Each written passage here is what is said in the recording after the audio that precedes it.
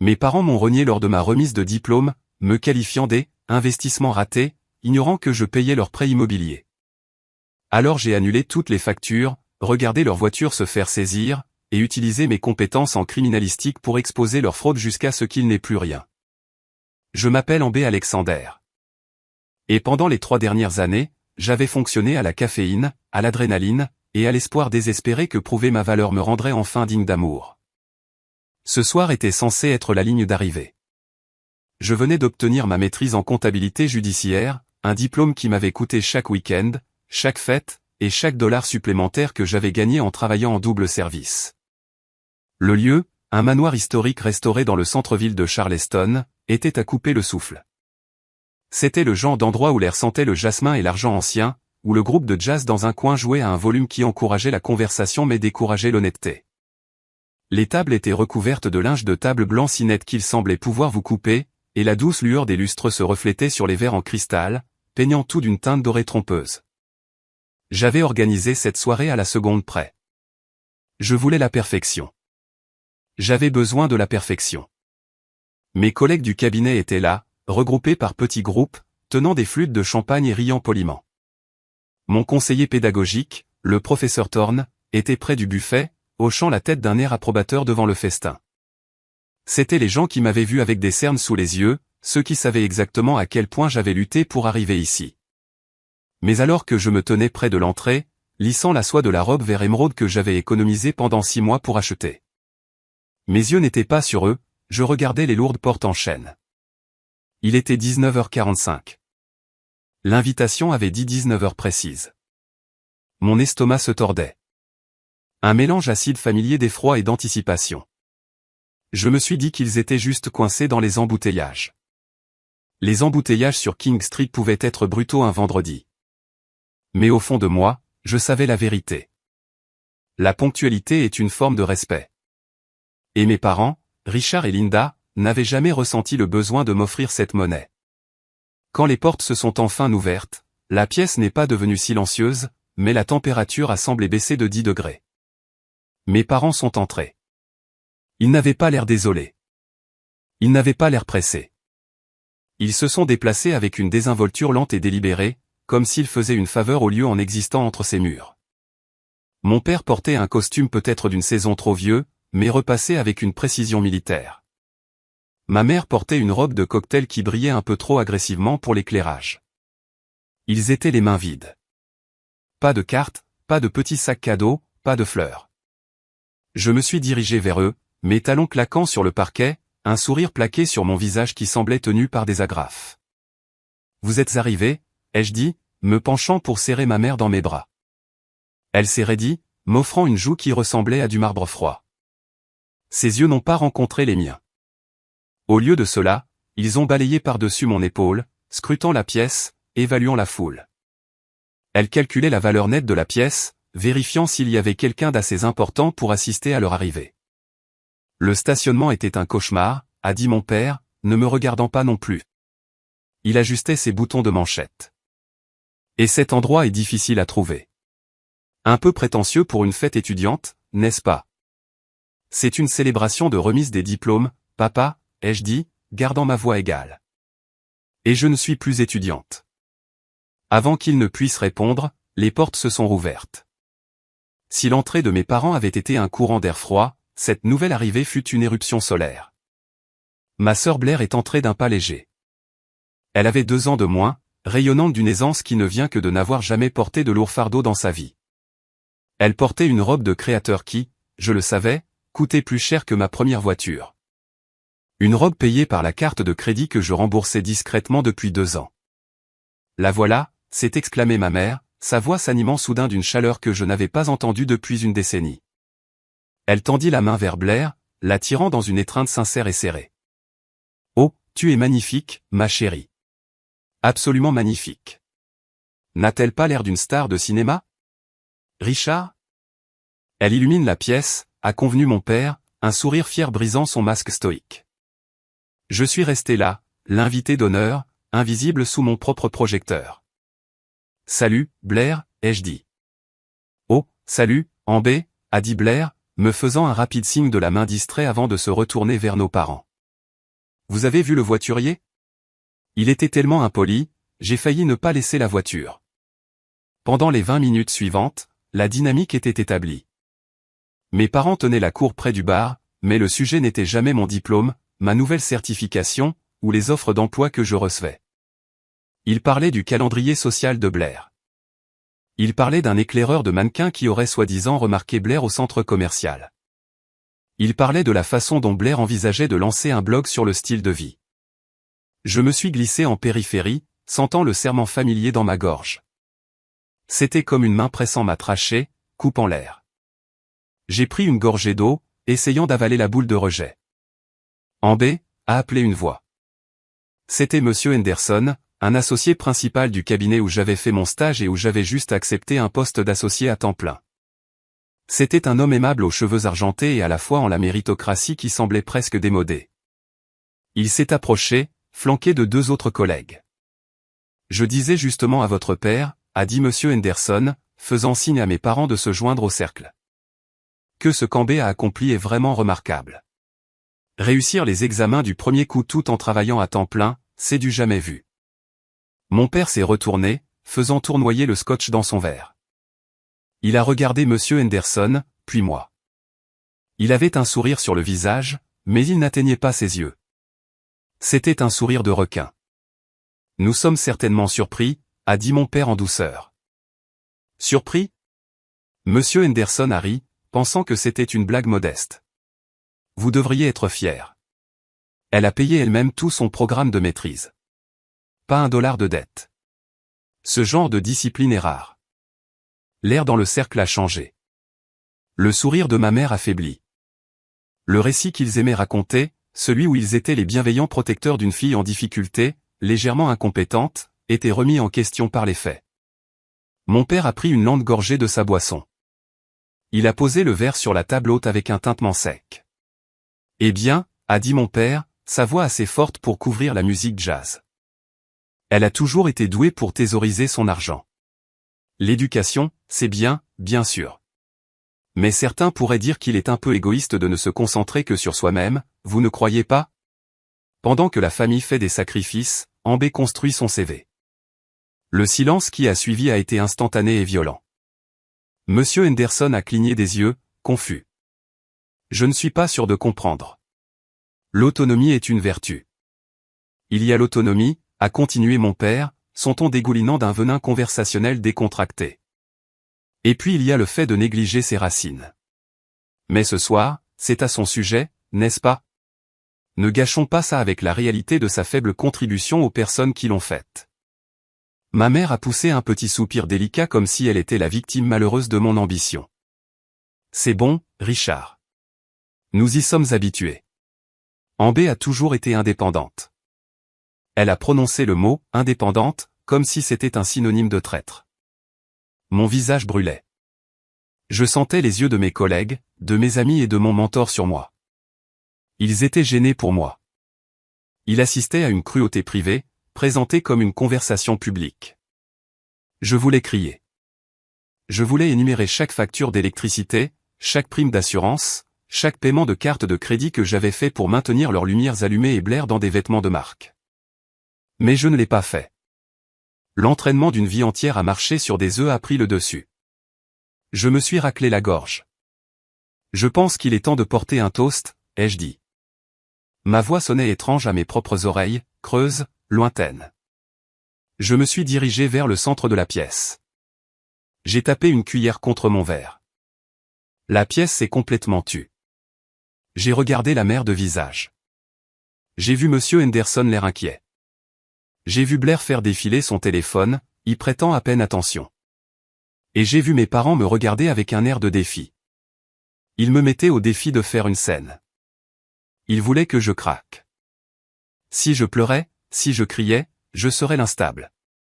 Je serais la fille hystérique qui a gâché la fête. Merci à tous d'être venus, ai-je commencé. J'ai forcé mes épaules en arrière. Ce soir marque la fin d'un très long chapitre. Je veux remercier mes mentors de croire en mon potentiel quand j'étais trop fatigué pour le voir moi-même. Je veux remercier mes amis de me rappeler de manger et de dormir. J'ai fait une pause. J'ai regardé directement mes parents. Et je veux remercier ma famille, ai-je dit. Les mots avaient un goût de cendre, de m'avoir appris exactement ce que les choses coûtent et ce que certaines choses valent. Mon père a levé son verre dans un salut moqueur. Satisfait que j'ai gardé mon calme. Il pensait avoir gagné. Il pensait m'avoir remise à ma place. La caisse enregistreuse silencieuse et dévouée. Mais alors que j'abaissais mon verre, quelque chose dans ma poitrine a changé. La sensation suffocante a disparu, remplacée par une clarté froide et nette. C'était comme une fièvre qui tombe. Je les ai regardés, le sourire arrogant de mon père, le regard dédaigneux de ma mère, l'indifférence totale de ma sœur, et je les ai enfin vus, non pas comme des géants que je devais satisfaire, mais comme des parasites que je devais exciser. Ce n'était pas du désespoir que je ressentais. Ce n'était même plus de la colère. C'était le détachement clinique et glacial d'une comptable judiciaire regardant un grand livre frauduleux et réalisant pour la première fois que la seule façon d'équilibrer les comptes était de fermer le compte complètement. J'ai pris une gorgée de champagne. Il était vif et sec. La fête a continué, mais j'étais déjà parti. Je planifiais déjà l'audit. Pour comprendre pourquoi le champagne dans ma main avait soudainement un goût de vinaigre, il faut regarder le grand livre de ma vie d'il y a 5 ans. Je ne suis pas devenu la banque familiale parce que j'avais un complexe de héros. Je n'ai pas agi parce que je voulais sauver la mise. Je l'ai fait parce que j'étais terrifié par l'effondrement. Si j'arrêtais de bouger, le toit au-dessus de leur tête, le toit dont ils me rappelaient constamment qu'ils m'avaient fourni pendant mon enfance, se serait effondré. J'avais 22 ans quand j'ai commencé comme analyste junior chez Redwood Arbor Advisory. C'était un cabinet de taille moyenne, le genre d'endroit avec des tapis gris et des lumières fluorescentes qui bourdonnent à une fréquence qui provoque des migraines. Mon salaire de départ était de 48 000 $ par an. Pour une fille qui avait grandi en regardant ses parents jongler avec des cartes de crédit au maximum, cela sonnait comme une fortune. Je pensais avoir acheté ma liberté. Je pensais avoir acheté un billet aller simple pour ma propre vie. J'avais tort. Mon salaire était disséqué avant même que le dépôt direct n'arrive sur mon compte. Toutes les 2 semaines, je m'asseyais à ma table de cuisine bancale dans un studio qui sentait légèrement le chou bouilli, et j'accomplissais le rituel. Je gardais 1 200 $ pour mon loyer, mon pass Subway et mes nouilles ramen. Le reste, près de 60% de mon salaire net, allait dans le vide qu'était le mode de vie de mes parents. Je payais la prime de l'assurance vie de mon père parce qu'il disait qu'il était trop stressé pour gérer la paperasse. Je payais la note de voiture du SUV que ma mère conduisait à son club de bridge, un véhicule qui coûtait plus par mois que mon propre loyer.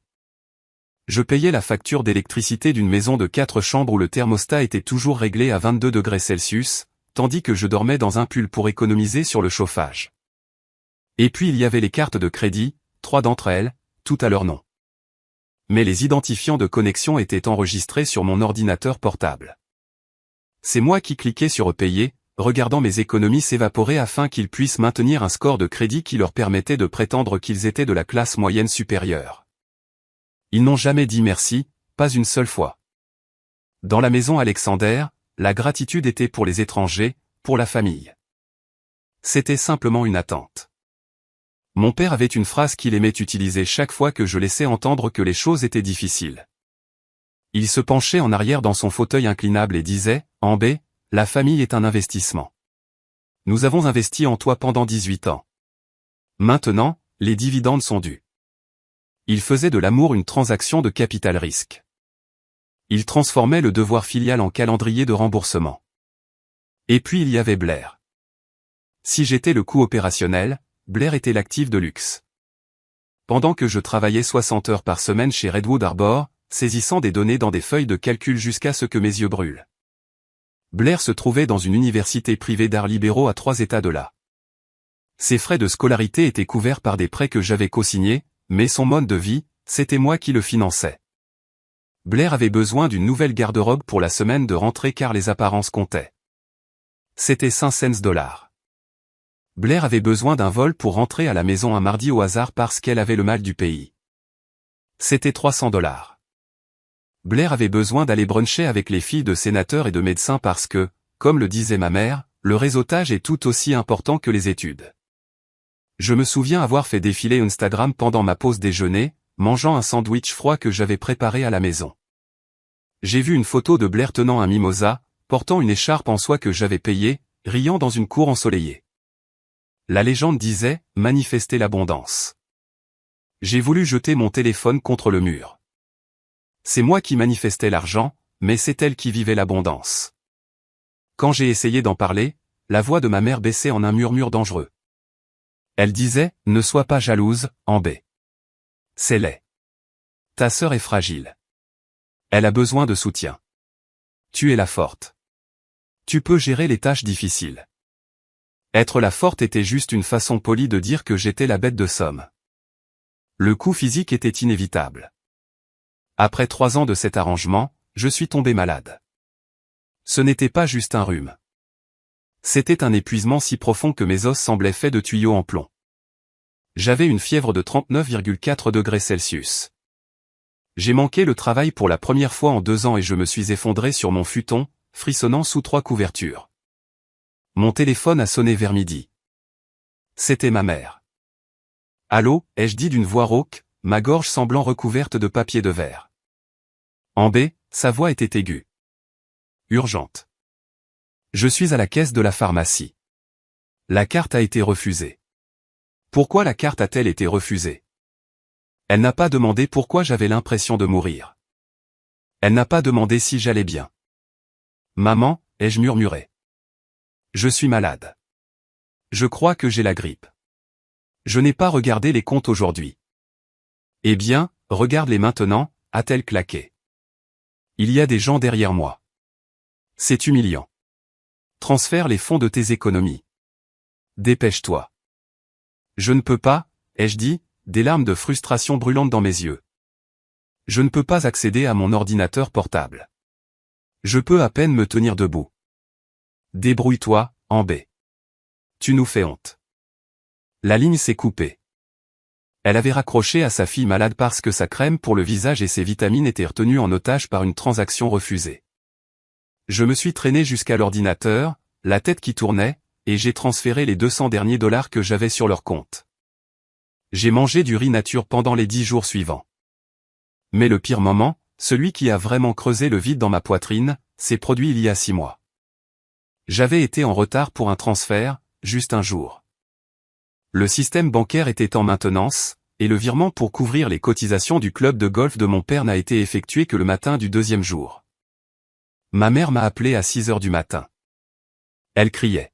« Sais-tu ce que tu as fait » a-t-elle hurlé. Ils ont affiché des frais de retard de 35 dollars. Sais-tu à quoi ça ressemble sur un relevé? Ça ressemble à de la pauvreté. Ça ressemble à de la négligence.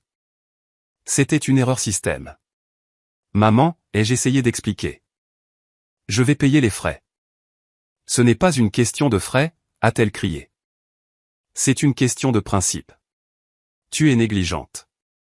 Tu sabotes l'image de la famille. Nous sacrifions tout pour toi et tu ne peux même pas gérer une simple alerte de calendrier. Je suis resté assise sur le bord de mon lit, écoutant la femme qui m'avait donné naissance réduire mon existence à une alerte de calendrier. Et pourtant, je suis resté. J'ai continué à payer. J'ai continué à signer parce que j'avais cette illusion, ce fantasme brillant et fragile que je polissais chaque nuit avant de m'endormir. Je me disais qu'une fois ma maîtrise terminée, une fois que j'aurais eu la grande promotion, une fois que je serais sur cette scène et que je leur aurais remis un diplôme qui prouverait que j'étais d'élite, alors ils me verraient. Ils cesseraient de me regarder comme une ressource et commenceraient à me regarder comme une fille. Je pensais que la fête de remise des diplômes serait le tournant. Je pensais que l'accomplissement les forcerait à me respecter. J'ai baissé les yeux sur les amuse-gueules intactes sur la nappe blanche. Le souvenir de mon 25e anniversaire m'a envahi. Je l'avais passé seul au bureau à terminer un rapport de conformité. J'avais attendu toute la journée un SMS, un appel, une carte. Rien n'est venu. Mais 2 jours plus tard, j'ai vu une dépense sur la carte de crédit. Restaurant de steak, 400 dollars. Ils étaient allés dîner pour célébrer l'obtention d'un B+ par Blair à un examen de mi-parcours. Ils avaient célébré à mes frais 2 jours après avoir oublié le jour de ma naissance. J'ai levé les yeux de la table. J'ai regardé mon père, qui riait maintenant bruyamment à quelque chose qu'un serveur avait dit, essayant de projeter l'image d'un patriarche bienveillant. J'ai regardé ma mère, qui examinait d'un œil critique les arrangements floraux, calculant probablement s'ils étaient suffisamment chers pour être impressionnants. La froide réalisation s'est installée dans mes os, plus lourde que la fatigue, plus piquante que la grippe. Il n'allait jamais changer. Aucune somme d'argent, aucun diplôme, aucune promotion, et aucun sacrifice ne me transformerait en une personne à leurs yeux. Pour eux, j'étais juste une utilité. J'étais l'électricité. J'étais l'eau courante. On ne remercie pas l'interrupteur pour s'être allumé. On ne le maudit que quand il ne fonctionne pas. Et ce soir, les lumières étaient sur le point de s'éteindre. Le souvenir de cet anniversaire oublié s'est estompé, remplacé par la réalité nette et haute définition du moment présent. J'étais de retour dans la salle de bal, debout près d'un pilier, observant une scène qui ressemblait moins à une réunion de famille qu'à une prise de contrôle hostile d'entreprise. Mes parents n'étaient pas seulement arrivés en retard. Ils étaient arrivés avec un programme. Ils se déplaçaient systématiquement dans la pièce, interceptant mes collègues et mentors. Non pas pour se présenter comme mes parents, mais pour se présenter comme les agents de Blair. J'ai regardé ma mère acculer Julian, un associé principal du cabinet qui avait spécifiquement demandé à assister parce qu'il voyait du potentiel dans mon travail de thèse. Julian était un homme de peu de mots, poli mais sérieux. Ma mère, cependant, remplissait le silence avec un mur de son. Elle avait la main posée de manière possessive sur l'épaule de Blair, la présentant comme une débutante lors d'une vente aux enchères de bétail. Je me suis rapproché, serrant mon verre d'eau comme un bouclier, ayant besoin d'entendre les dégâts qu'ils infligeaient. Oh, la comptabilité judiciaire est fascinante, j'en suis sûr, disait ma mère, son ton suggérant que c'était aussi fascinant que de regarder de la peinture séchée. Mais vous savez, Blair est sur le point de faire quelque chose de vraiment révolutionnaire. Elle est actuellement en discussion, des discussions approfondies en fait, avec un grand conglomérat de la mode à Milan. Ils la veulent pour un rôle d'ambassadrice de marque mondiale. J'ai figé. Blair avait passé les 3 derniers mois à regarder la télé-réalité sur son ordinateur portable et à retourner des vêtements qu'elle avait portés une fois pour des photos Instagram. Il n'y avait pas de conglomérat. Il n'y avait pas de Milan. La seule chose dont elle était ambassadrice était la dette. Julian avait l'air poli mais confus. Est-ce vrai? Cela semble ambitieux. C'est plus qu'ambitieux, a ajouté mon père, entrant dans le cercle et bloquant ma vue sur Julian. C'est visionnaire. Blair a toujours été l'âme créative de la famille, l'artiste. Amber est l'ouvrière, bien sûr, très diligente. Mais Blair, elle a l'étincelle. L'insulte était précise. C'était une frappe chirurgicale déguisée en compliment. Ouvrière, cela impliquait que j'étais sans esprit, une drone, tandis que Blair était la reine. Mon amie Sarah, qui me connaissait depuis mes études de premier cycle et savait exactement d'où venait chaque dollar de mes frais de scolarité, se tenait à proximité. J'ai vu sa mâchoire se serrer. Sarah n'était pas comme moi. Elle n'avait pas une vie de conditionnement qui lui disait de maintenir la paix à tout prix. Elle s'est avancée, ses talons claquant sèchement sur le sol, coupant le brouillard de la fabrication de mes parents. C'est merveilleux pour Blair, a dit Sarah, sa voix doucereuse, mais avec un cœur d'acier. Mais je pense que nous nous éloignons un peu. Ce soir, c'est à propos d'Amber. Elle vient d'obtenir une maîtrise en sciences tout en travaillant à temps plein dans un cabinet de premier ordre. C'est le titre principal de ce soir, n'est-ce pas? L'air à proximité immédiate a semblé disparaître. Le sourire de ma mère s'est figé, un défaut dans son masque parfaitement conçu. Elle a regardé Sarah avec un mélange de choc et de dédain, comme si le mobilier s'était soudainement mis à parler. Mon père, cependant, n'a pas manqué un battement. Il a tourné son regard froid et lourd sur Sarah, puis l'a balayé avec dédain vers moi. Il a ri, un son court et sec qui a fait l'effet de papier de verre sur la peau. Ce soir, a-t-il dit en désignant vaguement la pièce, les ballons, la bannière qui disait « Félicitations, Amber ». Ce n'est pas un titre, jeune femme. C'est une performance. Amber aime le spectacle. Elle a toujours eu besoin d'un peu de validation. Elle appelle ça une fête de remise des diplômes. Nous appelons ça se vanter. La cruauté de la phrase planait dans l'air. Ce n'était pas seulement une insulte. C'était une réécriture de la réalité. Il prenait mon accomplissement, ma survie, et le transformait en vanité. J'ai regardé autour du cercle.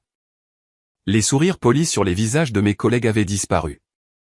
Ils se déplaçaient, regardant leurs chaussures, regardant le plafond.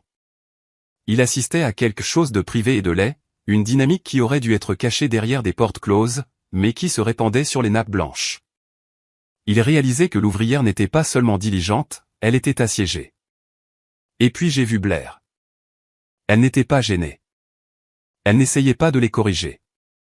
Elle était là, sirotant un verre de vin que j'avais payé, un petit sourire secret jouant sur ses lèvres. Elle appréciait ça.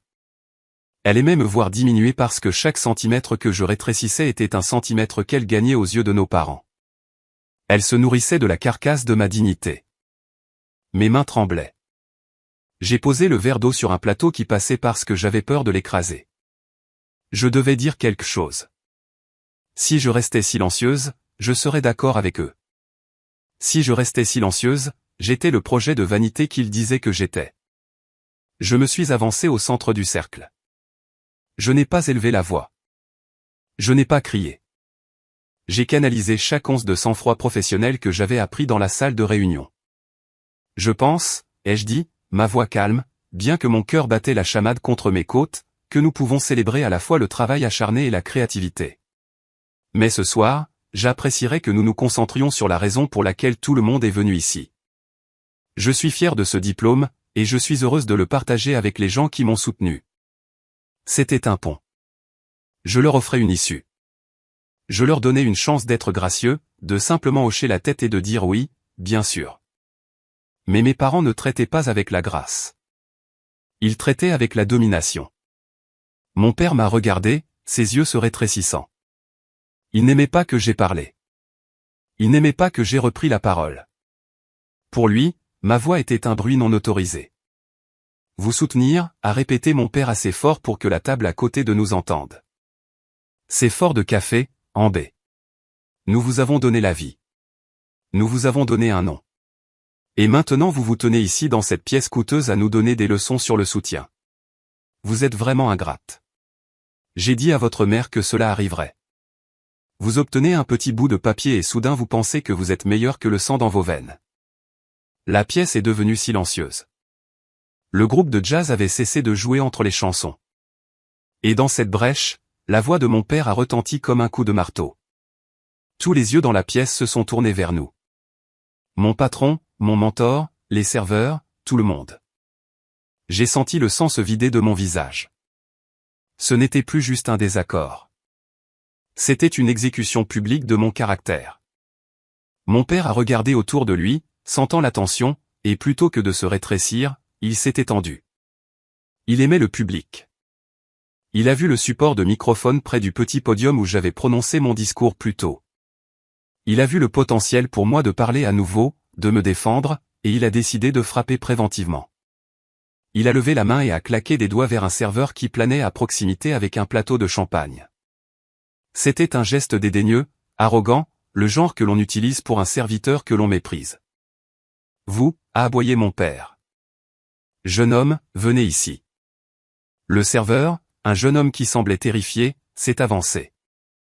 Oui, monsieur. Cet équipement, a dit mon père, désignant le microphone et le petit amplificateur. Éteignez-le. Nous en avons fini avec les discours. Il y a eu assez de bruit auto-congratulatoire pour une soirée. Et déplacez cette table en arrière. Nous avons besoin de plus d'espace pour que la famille puisse respirer. Ma fille nous étouffe avec son ego. Il ne voulait pas seulement m'insulter. Il voulait me faire taire. Il ordonnait au personnel de ma propre fête de me faire taire, traitant l'événement que j'avais payé comme si c'était son salon. Il me privait du droit de parler, du droit d'occuper de l'espace, du droit d'exister en tant qu'hôtesse de ma propre vie. Je suis resté là, figé, tandis que le serveur me regardait avec des yeux grands et paniqués, ne sachant pas qui était réellement en charge. Mon père me fixait, me défiant de le contredire, me défiant de faire une scène qui prouverait son point sur mon instabilité. À ce moment-là, sous l'éclat dur du lustre, avec Blair souriant et ma mère ajustant ses perles comme si rien ne s'était passé, j'ai réalisé quelque chose de profond. La fête était finie. Pas l'événement lui-même, mais la fête de ma vie, où je faisais semblant d'être leur fille. Ils venaient d'annuler leur propre invitation. Le serveur a reculé, serrant le plateau de champagne comme un bouclier contre les éclats d'obus. Mon père n'avait pas besoin du microphone. Il possédait la voix autoritaire et retentissante d'un homme qui avait passé sa vie à faire taire quiconque osait remettre en question son arithmétique. Il s'est éloigné de la table, revendiquant le centre de la pièce non pas en tant qu'invité, mais en tant que procureur. « Vous pensez que vous êtes spécial » a annoncé mon père, sa voix projetant jusqu'au recoin de la salle. Il ne me regardait pas. Il regardait Monsieur Henderson, le professeur Thorne, mes amis, il jouait sa rancune. Vous pensez que parce que vous avez lu quelques livres et réussi quelques tests, vous êtes soudainement au-dessus des gens qui vous ont fait, vous vous tenez là dans une robe que nous vous avons permis d'acheter, buvant du vin à une fête à laquelle nous avons gracieusement assisté. Et vous avez l'audace de manquer de respect à votre sœur. La pièce était devenue plus que silencieuse. C'était le genre de silence généralement réservé aux accidents de voiture ou aux urgences médicales soudaines. Mes collègues étaient figés, les verres à mi-chemin de leur bouche. Nous avons tout sacrifié pour vous, a poursuivi mon père, son visage se tordant, les veines de son cou saillantes contre son col.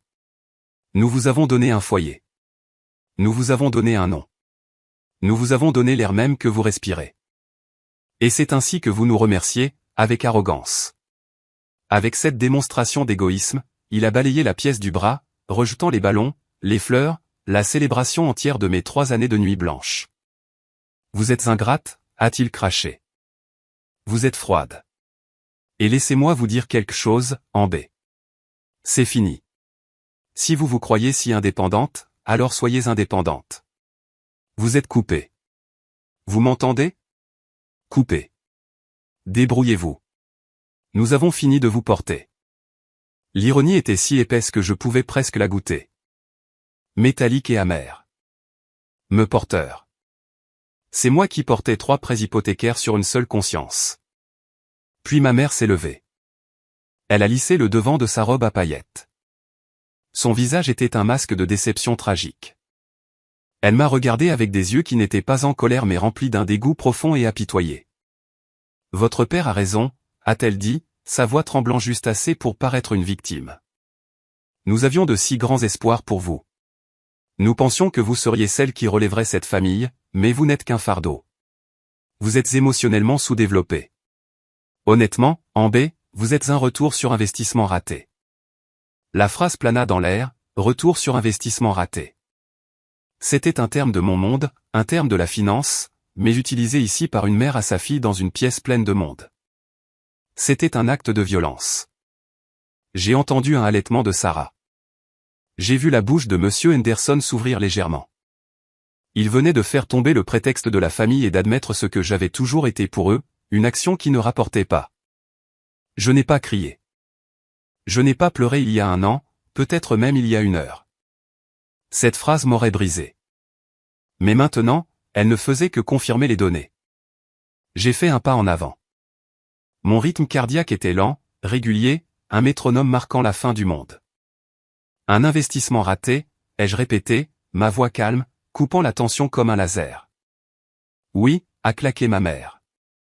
Un mauvais actif. D'accord, ai-je dit. Je l'ai regardé droit dans les yeux. Si je suis le mauvais actif, et si je suis celle qui est coupée, alors j'ai une question. Qui paie le portefeuille? Mon père a ricané, agitant la main comme pour chasser une mouche. Ne soyez pas insolente. Nous payons tout. Nous avons toujours payé. Vraiment, ai-je demandé. J'ai tourné la tête vers la pièce, puis de nouveau vers lui. Parce que le mois dernier, l'hypothèque de la maison a été payée à partir d'un compte courant se terminant par 4099. C'est mon compte. La location de la BMW que Blair a conduite ici ce soir. Payée à partir d'un compte d'épargne se terminant par 2215. C'est mon compte. La police d'assurance dont vous vous vantez, payée par moi. La carte de crédit que vous avez utilisée pour acheter ce costume, payée par moi. Le silence dans la pièce a changé de texture. Il est passé de gênant à électrique. Les gens se penchaient. Le récit de la fille ingrate s'effondrait en temps réel. Le visage de mon père est devenu d'une teinte violette que je n'avais jamais vue auparavant. Il a claqué sa main sur la table haute si fort qu'un verre de vin est tombé, se brisant et répandant du liquide rouge sur la nappe blanche comme une blessure par balle. Assez, a-t-il hurlé. Vous pensez que l'argent vous donne du pouvoir? Vous pensez que nous jeter de l'argent fait de vous la tête de cette maison? vous n'êtes rien. Payer les factures ne fait pas de vous la famille. C'est votre devoir. C'est la taxe que vous payez pour être notre enfant. Payer de l'argent ne fait pas de moi la famille, ai-je répété lentement. C'est votre position? Oui, a-t-il crié, la salive volant de ses lèvres. Cela ne signifie rien. L'amour est la famille. La loyauté est la famille. Vous n'êtes qu'un portefeuille avec une attitude. J'ai hoché la tête. J'avais l'aveu. Il était enregistré dans la mémoire de 50 témoins. J'ai tourné lentement la tête pour regarder Blair. Elle se tenait légèrement derrière maman, son téléphone serré dans sa main, les yeux écarquillés. Elle ressemblait à une biche prise dans les phares, sentant que le chasseur venait de changer de cible. Elle connaissait les comptes. Elle savait qui signait les chèques. Elle savait exactement à quel point son fantasme de Milan était fragile. Eh bien alors, ai-je dit, ma voix baissant d'une octave. Mortellement sérieuse. Si payer ne fait pas de moi la famille et si vous me privez de l'honneur d'être votre fille, alors j'accepte vos conditions. J'ai regardé mon père, puis ma mère et enfin j'ai posé mon regard sur ma sœur. Que la fille dont vous êtes réellement fière paie le mode de vie que vous ne pouvez pas vous permettre. La phrase a atterri avec la force d'un coup physique. Blair a tressailli. Ma mère a même reculé, sa main s'envolant à sa bouche. Pendant 3 secondes, personne n'a respiré. Puis les murmures ont commencé. Cela a commencé par un faible bourdonnement et a déferlé en une vague. Attendez, elle paie pour tout. La sœur ne travaille pas. Il vient de dire qu'elle était un portefeuille. Oh mon Dieu, ce sont des escrocs. Mon père a regardé autour de lui, réalisant qu'il avait perdu le contrôle de la pièce.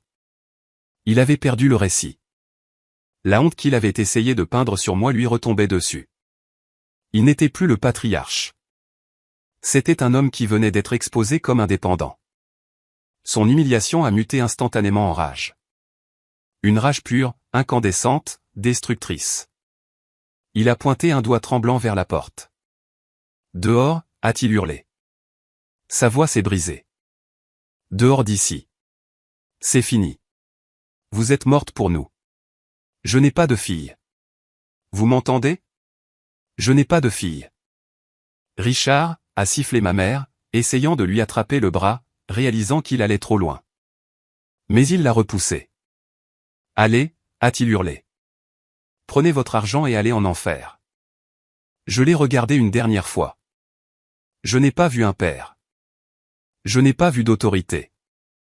J'ai vu un petit homme en colère debout à côté d'un verre de vin brisé, se noyant dans un gâchis de sa propre création. Au revoir, Richard. Au revoir, Linda, ai-je dit. Je ne les ai pas appelés maman et papa. Je leur ai tourné le dos. Je me suis dirigé vers les doubles portes. La foule s'est écartée devant moi comme la mer Rouge. J'ai vu Sarah essuyer une larme de sa joue, me regardant avec une fierté féroce. J'ai vu Monsieur Henderson me faire un signe de tête solennel, un geste de respect immense. Je ne me suis pas précipité. Je n'ai pas couru. J'ai marché au rythme de quelqu'un qui venait de déposer un sac de 90 kilos après avoir marché pendant 20 ans. Mon père criait toujours quelque chose derrière moi. Quelque chose à propos d'ingratitude et de ruine, mais sa voix semblait lointaine, comme une radio jouant dans une autre pièce. J'ai atteint les lourdes portes en chêne. Je les ai poussées. L'air nocturne s'est engouffré, frais et sentant la pluie et l'asphalte. C'était la chose la plus douce que j'ai jamais sentie. Je suis sorti sur le trottoir et j'ai laissé les portes se refermer derrière moi. Le bruit du loquet qui s'enclenche fut le son le plus satisfaisant de ma vie. J'étais seul dans la rue. Je n'avais pas de famille. Je n'avais pas de parents. Je venais d'être renié devant tous ceux que je connaissais. Mais en levant les yeux vers le lampadaire qui clignotait au-dessus de moi, je n'ai pas ressenti de perte. J'ai vérifié mon grand livre interne. La dette était effacée. Le compte était fermé. Je venais de me libérer d'être leur victime. Maintenant, j'étais enfin libre d'être en Alexander. J'ai déverrouillé la porte de mon appartement et suis entré dans le silence. Le silence n'était pas vide. Il était lourd, comme si un poids physique avait été soulevé du sol et planait juste au-dessus du tapis. Je n'ai pas allumé les lumières immédiatement. Je suis resté dans l'entrée, écoutant le bourdonnement de mon réfrigérateur et le bruit lointain de la circulation sur East Bay Street. Mon téléphone vibrait incessamment dans ma pochette. Un bourdonnement incessant que j'imaginais être ma mère réalisant qu'elle venait de mettre le feu à son filet de sécurité. J'ai fouillé dans le sac, j'ai sorti le téléphone et je l'ai éteint sans regarder l'écran. Il y aurait du temps pour le bruit plus tard. Pour l'instant, j'avais besoin de précision. J'ai retiré mes talons, les laissant là où ils tombaient, et j'ai marché directement vers mon bureau.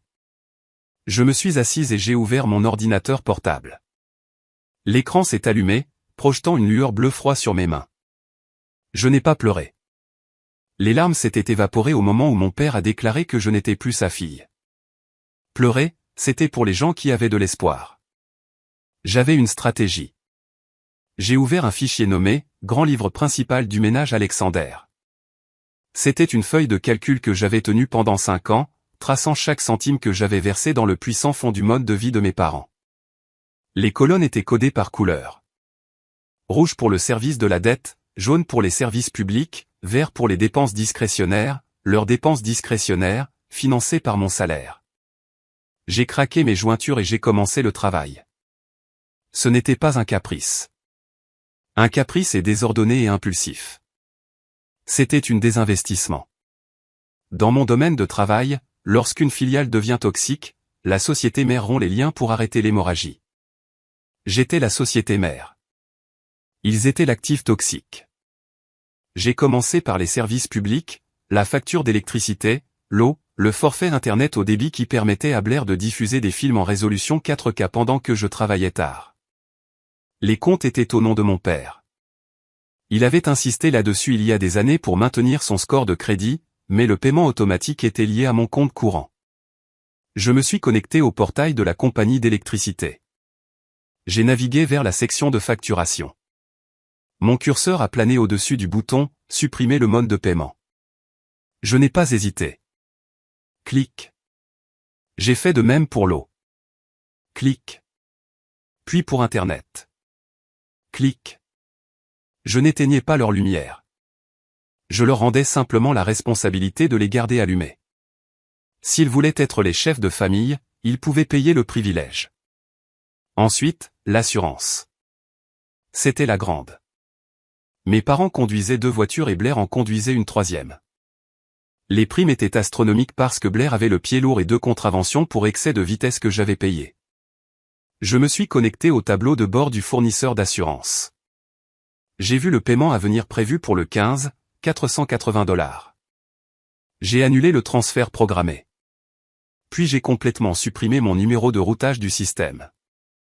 J'ai tapé un formulaire de notification standard dans le portail indiquant que je n'étais plus le payeur autorisé pour cette police et que toutes les factures futures devaient être adressées à l'adresse email du titulaire de la police figurant au dossier. J'ai pris une capture d'écran du message de confirmation, l'ai enregistré dans un dossier « Preuve ». Je suis passé aux cartes de crédit. C'était plus délicat. J'étais une utilisatrice autorisée sur leur carte, que je payais, et ils étaient des utilisateurs autorisés sur l'une des miennes, que je payais également. C'était un inceste financier conçu pour me piéger. D'abord, je me suis connecté à mon propre portail de carte de crédit, celui avec la limite élevée que ma mère utilisait pour les urgences comme les sacs à main de créateurs et les journées au spa. Je suis allé à l'onglet des utilisateurs autorisés. J'ai vu son nom, Linda Alexander. Statut actif. J'ai cliqué sur « Supprimer l'utilisateur ». Le système m'a demandé de confirmer. Êtes-vous sûr ? Cette carte sera désactivée immédiatement. J'ai cliqué sur « Oui ». Quelque part en Caroline du Sud, un morceau de plastique dans le portefeuille de ma mère venait de se transformer en une raclette sans valeur. Puis j'ai géré les cartes à leur nom. Je ne pouvais pas fermer leur compte, mais je pouvais arrêter de les financer. Je suis allé au centre de paiement pour Visa et American Express. J'ai supprimé mes coordonnées bancaires. J'ai désactivé la fonction de paiement automatique du solde complet qui avait maintenu leur score de crédit dans les 7 cents pendant des années. J'ai vérifié l'heure.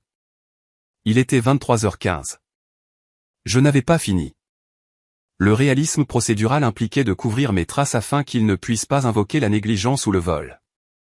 J'ai ouvert mon client de messagerie et j'ai rédigé une série de lettres formelles aux fournisseurs de services que je venais de déconnecter. Acquis de droit. Veuillez noter qu'avec effet immédiat. Je, Ambé Alexander, révoque toute autorisation de prélèvement automatique pour mes comptes se terminant par 4099 et 2215 pour les numéros de service ci-joints. Je ne suis plus financièrement responsable de ces comptes. Veuillez adresser toutes les futures factures aux titulaires de comptes figurant sur le contrat. J'ai envoyé les emails aux compagnies d'électricité, aux courtiers en assurance, à l'agence de location de voitures et aux émetteurs de cartes de crédit.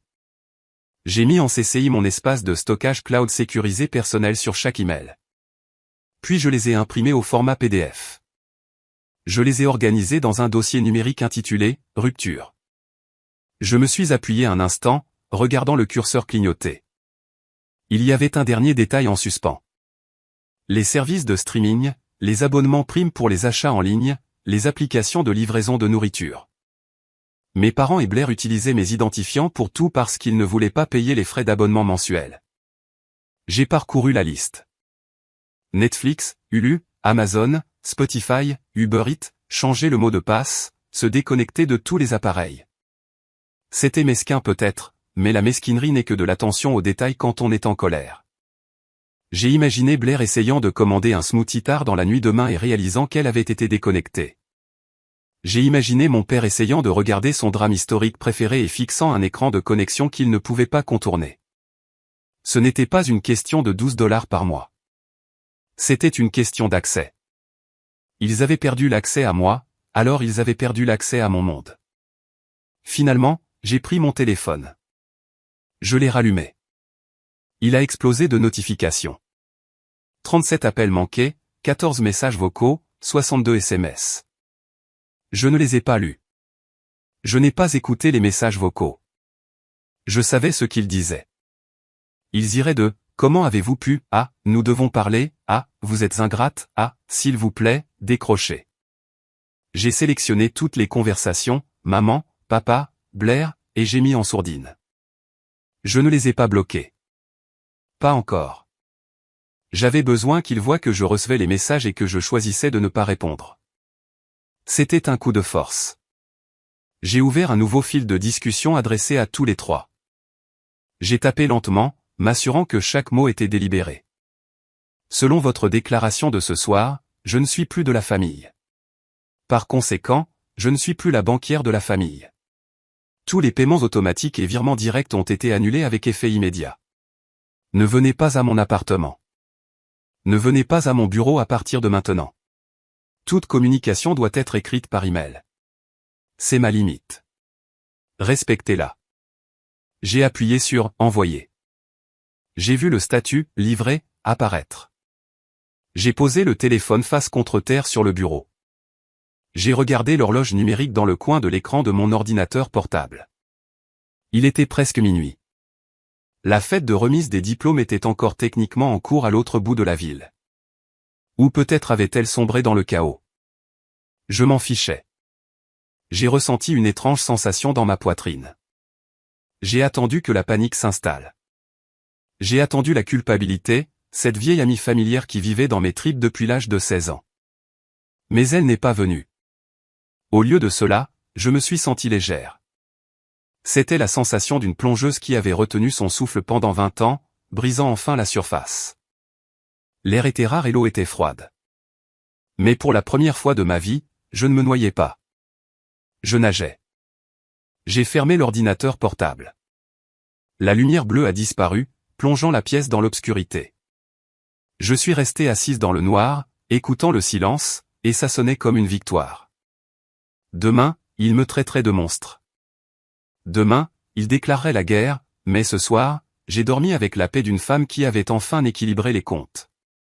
Le soleil avait à peine percé sur le port de Charleston quand les retombées numériques ont commencé. Je me suis réveillé non pas au son des oiseaux, mais au bourdonnement incessant de mon téléphone dansé sur la table de chevet. Il était 7 heures du matin. D'habitude, c'était le moment où je consultais les emails du cabinet ou révisais ma liste de choses à faire pour la journée. Aujourd'hui, je regardais l'infrastructure de la vie de mes parents s'effondrer en temps réel à travers une série de notifications push. Paiement refusé. Paiement Netflix refusé. Paiement Dominion Énergie refusé.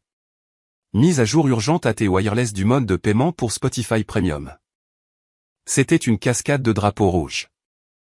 Les systèmes automatisés que j'avais coupés la nuit précédente essayaient de faire couler du sang d'une pierre, et quand ils ont heurté le mur que j'avais érigé, ils ont paniqué. Le volume pur des alertes était presque comique. C'était un témoignage du nombre de tentacules de leur existence qui étaient enracinés dans mon compte bancaire. Puis sont venus les SMS. Ma mère fut la première à briser le silence, et fidèle à elle-même, elle n'a pas demandé de mes nouvelles. Elle n'a pas demandé où j'avais dormi ni si j'allais bien après avoir été publiquement humilié par son mari. Son message était une leçon magistrale de narcissisme. En B, Internet est coupé.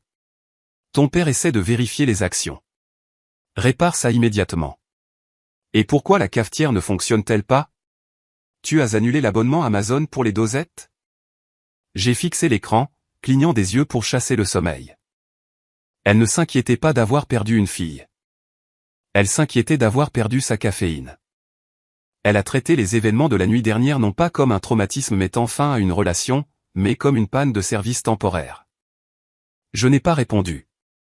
J'ai balayé la notification et j'ai ouvert les réseaux sociaux. C'est là que la vraie guerre se déroulait. Blair avait été occupée pendant que je dormais du sommeil des justes. Ma sœur avait élaboré un récit. Elle avait posté une photo sur Instagram et Facebook, une image en noir et blanc d'elle tenant la main de notre mère, l'air désemparé. La légende était une œuvre de fiction qui aurait impressionné un professeur d'écriture créative. Le cœur brisé ne suffit même pas à décrire cela, a-t-elle écrit. Pensez que l'avarice peut déchirer une famille. Ma sœur, que nous avons soutenue et aimée pendant des années, nous a quittés hier soir parce qu'elle pense qu'elle est trop bien pour nous maintenant qu'elle a un diplôme chic. Abandonner nos parents quand ils ont le plus besoin de leur famille est une nouvelle bassesse. L'argent change les gens et malheureusement, il a transformé ma sœur en une étrangère. Veuillez garder notre famille dans vos prières alors que nous naviguons dans cette trahison. C'était intelligent. C'était manipulateur. Cela jouait sur tous les clichés de l'enfant ingrat quittant le nid et crachant par terre derrière elle. Les commentaires affluaient déjà de son cercle d'influenceurs et d'amis de lycée. Oh mon Dieu, Blair, je suis tellement désolé. C'est horrible. Certaines personnes n'ont pas de cœur. J'envoie de l'amour à ta maman et ton papa. Ils ne méritent pas ça. J'ai senti une pointe de chaleur dans ma poitrine. L'envie de taper, de crier, de poster les relevés bancaires directement dans la section des commentaires, mais je me suis arrêté. Je me suis souvenu de la formation de mon travail. On ne discute pas avec un fraudeur dans le hall d'entrée. On présente les preuves dans l'audit. J'ai rafraîchi la page et là, je l'ai vu. Le récit a commencé à se fissurer. Mes collègues n'étaient pas seulement des comptables. C'étaient des auditeurs judiciaires. C'étaient des gens dont toute la carrière était basée sur la détection des incohérences et la vérification des faits. Ils avaient été à la fête. Ils avaient entendu les discours et, contrairement à la clique de Blair, ils n'avaient aucune loyauté envers le mensonge. Sarah, mon amie et collègue, qui m'avait soutenu lorsque j'étais parti, avait commenté, elle n'a pas écrit de paragraphe. Elle n'a pas utilisé d'émoji. Elle a juste écrit 2 phrases. J'étais à la fête hier soir. Votre père a explicitement déclaré que j'étais là vendredi soir. Votre père a traité en B de portefeuille devant tout le monde, alors elle a arrêté de financer votre mode de vie. Le commentaire est resté là comme une grenade. Puis un autre collègue, David, a confirmé. Il l'a renié publiquement parce qu'elle a révélé qu'elle payait l'hypothèque et les locations de voitures. C'était toute une performance. Blair, tu étais là. Le ton de la section des commentaires a changé instantanément. Internet aime une victime, mais il aime encore plus un reçu. Le sentiment de pauvre Blair s'est évaporé, remplacé par la curiosité de requin d'un public qui sent le sang. Attends, elle paie l'hypothèque? Blair, c'est vrai? Si elle paie les factures, comment vous abandonne-t-elle? On dirait qu'elle vient de quitter son poste de guichet automatique. L'incendie s'est propagé au-delà du coupe-feu. Une voisine de mes parents, Madame Higgins, une femme qui passait ses journées à jardiner et à observer tout ce qui se passait dans notre rue, a vu le message sur Facebook. Madame Higgins n'aimait pas mes parents, principalement parce que mon père lui avait une fois crié dessus parce que ses hortensias dépassaient de 5 cm sa propriété. Elle a commenté, j'ai vu la voiture d'en B dans l'allée chaque fois qu'un entrepreneur vient réparer cette maison.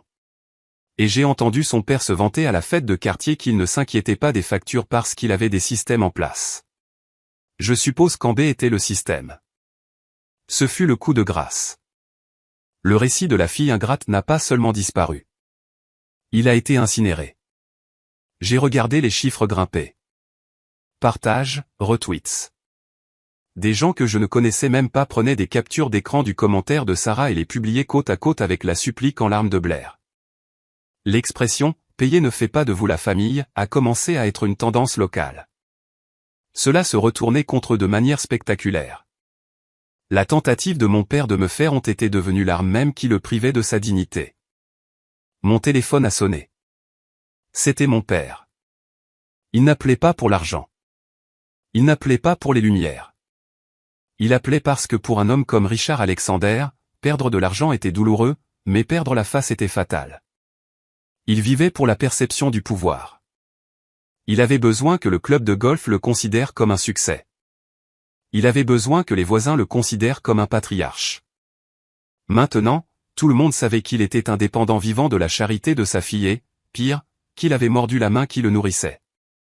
Je l'ai laissé sonner. Appel manqué. Papa 4. Je suis retourné au message de Blair.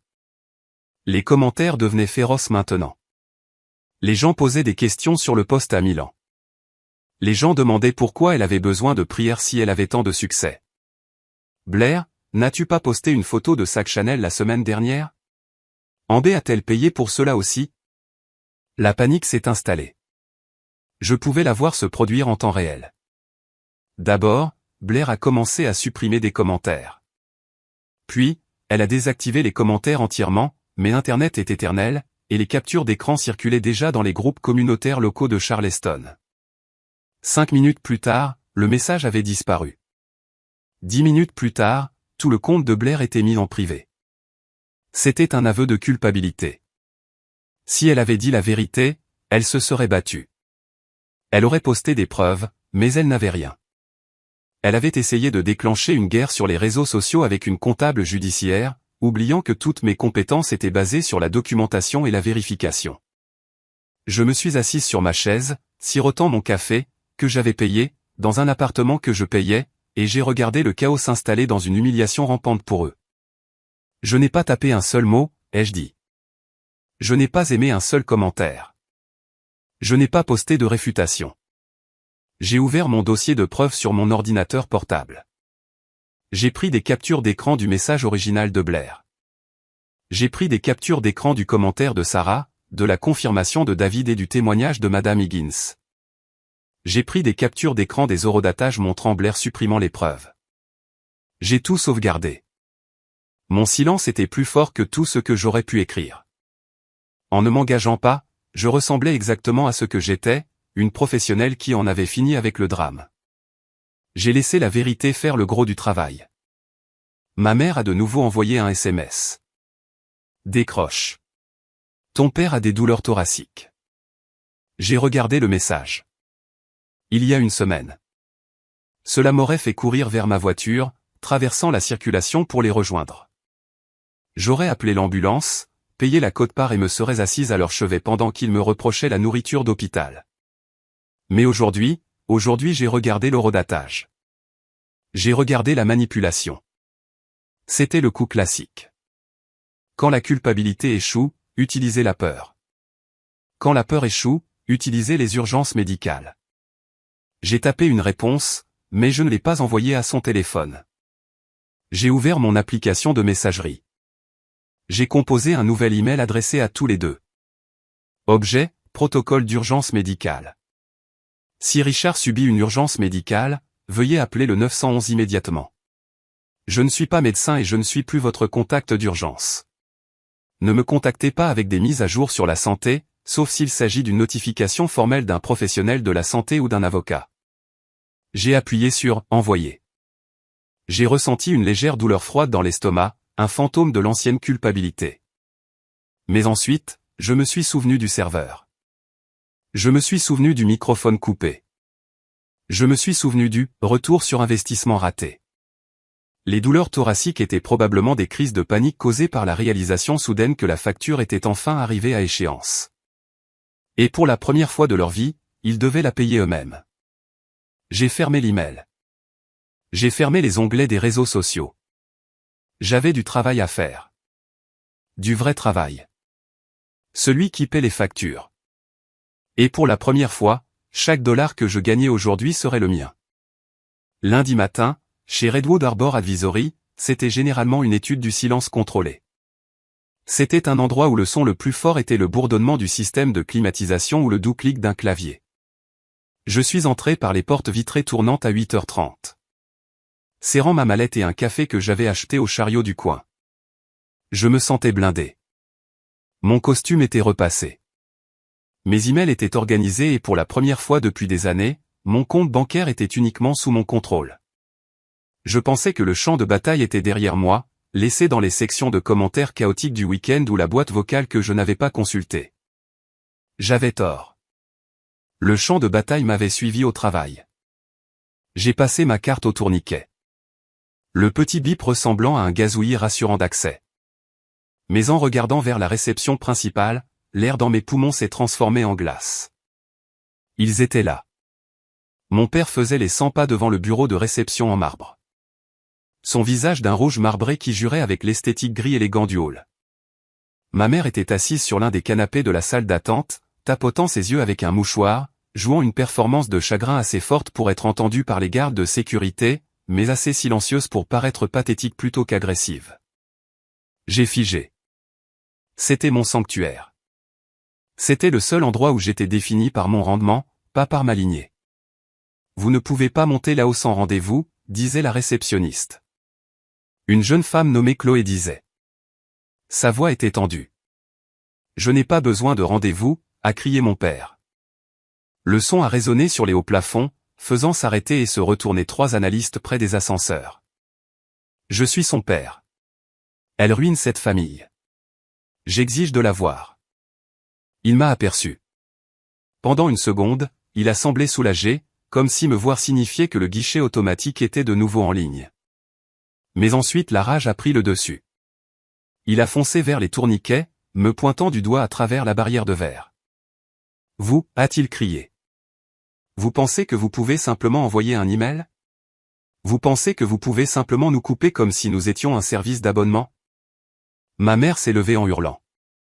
En B, comment avez-vous pu? Les voisins parlent. Internet est coupé. Nous n'avons aucun moyen de payer les factures. Vous nous détruisez. Le hall, habituellement un lieu de transaction discrète, était maintenant un théâtre. Des clients regardaient. Des partenaires s'arrêtaient en chemin vers les ascenseurs. J'ai vu Julien, l'associé principal qui avait assisté au désastre du dîner, sortir du groupe d'ascenseurs. Il s'est arrêté, son expression illisible. J'ai senti une bouffée de honte, chaude et piquante, monter dans mon cou. Ils faisaient exactement ce qu'ils avaient l'intention de faire. Ils essayaient de m'humilier pour me soumettre. Ils pensaient que s'ils faisaient une assez grande scène à l'endroit que je valorisais le plus, je m'effondrerais et ferais un chèque juste pour les faire arrêter. Mais ils avaient mal calculé. Ils n'étaient plus dans leur salon. Ils étaient dans mon monde. Je n'ai pas couru. Je ne me suis pas caché. Je me suis dirigé vers la barrière de verre, j'ai de nouveau passé mon badge pour sortir de la zone sécurisée, et je me suis retrouvé face à face avec mon père. J'étais calme, terriblement calme. Baissez la voix, ai-je dit. Ce n'était pas une demande. Vous êtes en infraction. En infraction? Mon père a ri, un son frénétique, hystérique. Je suis votre père. Je vous ai faite, et vous me traitez comme un criminel parce que j'ai besoin que vous fassiez votre devoir. Vous êtes égoïste. Vous êtes un monstre. Vous nous laissez sans rien à cause d'une petite vexation lors d'une fête. Ce n'était pas une petite vexation, ai-je dit, ma voix coupant son cri. C'était une définition. J'ai regardé la foule qui s'était rassemblée.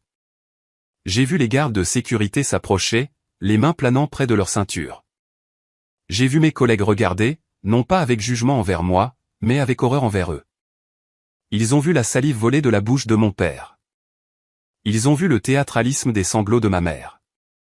Ils ont vu la nature parasitaire de leurs demandes. Vous ne m'avez pas renié en tant que fille. Vous m'avez réaffecté en tant que comte. Alors, j'ai fermé le compte. Tout le reste est entre vous et vos créanciers. Vous nous tuez, a hurlé ma mère, laissant tomber le mouchoir pour me lancer un regard furieux. Qui va payer l'hypothèque? Qui va payer la voiture de Blair? Je suppose que Blair le fera, ai-je dit froidement. Ou vous le ferez ou vous ne le ferez pas. Mais c'est une affaire pour vos créanciers, pas pour votre fille. Je me suis tourné vers le chef de la sécurité, un homme imposant nommé Marcus, que je saluais tous les matins. Marcus, ai-je dit, ces personnes ne sont pas des clients. Elles n'ont pas de rendez-vous et elles harcèlent une employée. Veuillez les faire partir. Mon père est resté bouche bée. Vous jetteriez votre propre père dehors? Vous m'avez renié. Souvenez-vous, j'ai dit que vous n'aviez pas de fille ici. Marcus s'est avancé, le visage sombre. Monsieur, madame, vous devez partir maintenant ou j'appellerai la police pour trouble à l'ordre public. Mon père a essayé de bomber le torse, d'y retrouver un vestige de l'autorité qu'il exerçait autrefois sur moi à table. Mais ici, sous les lumières fluorescentes d'une tour de bureau, il n'était qu'un homme bruyant en costume bon marché criant à une femme qui le dépassait en grade. Ce n'est pas fini, a-t-il crié alors que Marcus le prenait par le bras. Vous reviendrez en rampant. Vous avez besoin de nous. Je n'en ai vraiment pas besoin, ai-je dit doucement. J'ai regardé alors qu'ils étaient escortés. Ma mère pleurait toujours. Mais c'était plus calme maintenant. La réalité de la situation s'installait. Ils ne partaient pas avec un chèque. Ils partaient avec un avertissement d'intrusion. Quand les portes tournantes se sont refermées derrière eux, le hall est devenu silencieux. Je suis resté là un instant, lissant le devant de mon blazer. Je sentais les yeux de tout le cabinet sur moi. J'ai pris une profonde inspiration, j'ai composé mon visage en un masque d'indifférence professionnelle et je me suis retourné vers les tourniquets. Je m'excuse pour la perturbation, ai-je dit à Chloé au bureau. Ne vous inquiétez pas, Madame Alexander, a-t-elle murmuré, les yeux grands ouverts de sympathie. C'était intense. Je suis monté à mon étage. Je me suis assise à mon bureau. Mes mains tremblaient légèrement, mais mon esprit était clair. J'ai ouvert mes emails et j'ai commencé à travailler. 30 minutes plus tard, mon téléphone de bureau a sonné. C'était l'assistante exécutive de Julien. Monsieur Sterling aimerait vous voir dans son bureau. Immédiatement. Mon estomac s'est noué. C'était ça, les retombées. Les cabinets comme Redwood Arbor n'aimaient pas le drame. Ils n'aimaient pas les employés dont la vie personnelle se répandait dans le hall. J'ai préparé ma défense. Je me suis préparé à être licencié. Je suis entré dans le bureau d'angle de Julien. La vue sur le port était étendue. Eau grise rencontrant ciel gris. Julien était assis derrière son bureau en acajou, lisant un dossier. Il n'a pas levé les yeux quand je suis entré. « Asseyez-vous, en B », a-t-il dit. Je me suis assise. « Monsieur Sterling, à propos de ce qui s'est passé en bas. Je suis profondément désolé. J'ai pris des mesures pour m'assurer qu'il ne puisse plus accéder au bâtiment. C'était une affaire personnelle que... » Il a levé la main. « Arrêtez. » Il m'a regardé par-dessus le bord de ses lunettes. « J'ai tout vu. J'ai entendu ce que vous avez dit. Payer ne fait pas de moi la famille. » Oui, ai-je dit, me préparant au blâme. Vous avez géré cela avec un sang-froid remarquable, a dit Julien. La plupart des gens se seraient effondrés. La plupart des gens auraient écrit un chèque pour faire cesser les cris. Vous ne l'avez pas fait. Vous avez fait respecter une limite. Vous avez utilisé la propre logique de l'opposition contre eux pour neutraliser une menace. J'ai cligné des yeux. Oui, je suppose que oui. Nous traitons avec des clients difficiles dans ce cabinet, en B, des gens qui crient, des gens qui manipulent, des gens qui pensent que les règles ne s'appliquent pas à eux parce qu'ils partagent une histoire avec l'argent. Il a fermé le dossier qu'il lisait. J'ai besoin de quelqu'un qui peut regarder une responsabilité en face et couper le cordon sans broncher. Il a glissé un dossier épais sur le bureau vers moi. Il était tamponné, confidentiel, à l'encre rouge. Nous avons un nouveau projet, a dit Julien. C'est un audit médico-légal d'une fiducie patrimoniale. Les bénéficiaires sont compliqués. Ce sont des membres de la famille du fondateur et ils ont saigné l'entreprise à blanc pendant une décennie. Le conseil d'administration veut les faire partir. Nous avons besoin d'un auditeur qui comprend les mécanismes du détournement familial et qui a le courage de le documenter. J'ai regardé le dossier. C'était une promotion. C'était un test et c'était exactement le genre de travail pour lequel j'étais né. Je veux que vous dirigiez l'équipe, a dit Julien. Si vous pouvez gérer votre père dans le hall, vous pouvez gérer ses vautours de fonds fiduciaires dans la salle de réunion. Après ce qu'il a dit, vous transformant en compte bancaire en public, vous avez prouvé que vous pouvez rester clinique sous pression. J'ai tendu la main et posé ma main sur le dossier. Le papier froid était apaisant. Je suis partante, ai-je dit. Bien. Julien a hoché la tête. Et en B, s'ils reviennent, dites à Marcus d'appeler la police immédiatement. Nous protégeons nos actifs ici. Je suis sorti de son bureau avec le dossier sous le bras. J'étais entré en m'attendant à perdre mon emploi et j'étais ressorti avec une mission qui allait définir ma carrière. Mes parents avaient essayé de détruire ma vie professionnelle et au lieu de cela, ils venaient de me donner la parfaite cassette d'audition. Je suis retourné à mon bureau et j'ai ouvert le dossier.